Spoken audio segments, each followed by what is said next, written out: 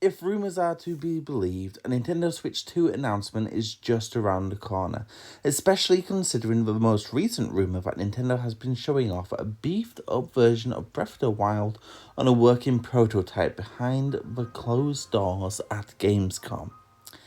In the spirit of a rumour and speculation, I thought it would be fun to go through everything I would want from a Switch successor, a wish list, if you will. Firstly, in terms of power, I would love it to equal the power of a PlayStation 4 Pro. According to this graph, the current Switch isn't even as powerful as the PS4, and it was still popping out bloody amazing games like Breath of the Wild and Mario Odyssey. So the new Switch ideally would see games go from this to this.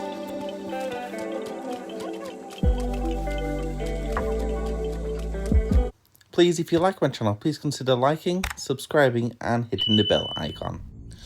In terms of screen, I'm quite content with the current model being OLED and being near edge to edge. What I would love, however, is if the system was backwards compatible with DS and 3DS games, with the introduction of a second screen and a clamshell design or even a doorstop design like the 2DS.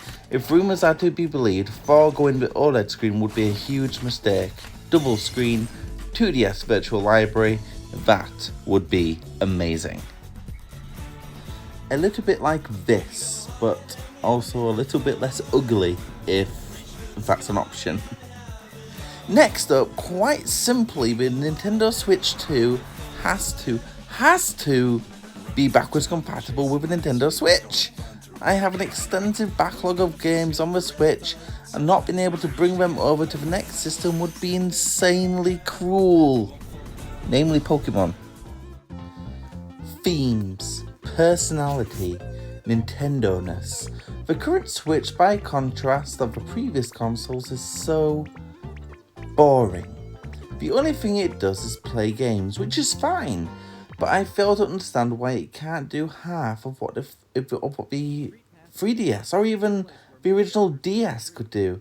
Street Pass, activity log, alarm clock, pic chat, themes, a usable folder system, customizability.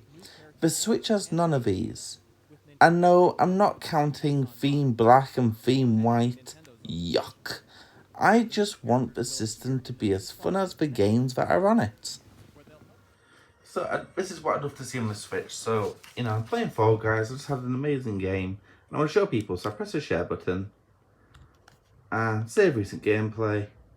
And look, there's all these options here. I can save last 30 minutes, 15 minutes.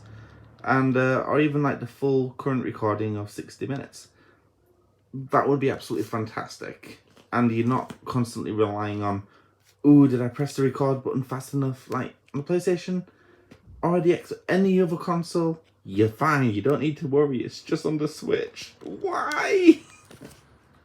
And of course, once you've recorded your footage, it's just a simple matter of sharing it, which is something else I wish you could do easily on the Switch. You just go into your media gallery, you click on your most recent recording, which was this one where I just got a tail right at the last second. Where is it?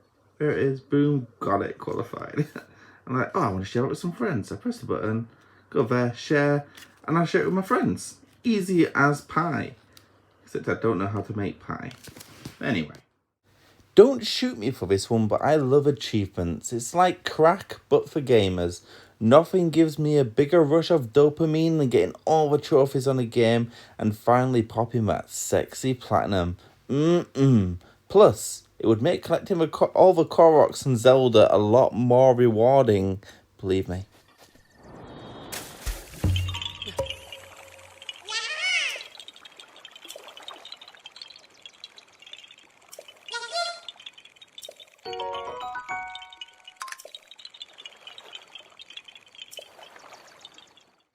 This next one is something Nintendo has struggled with for years.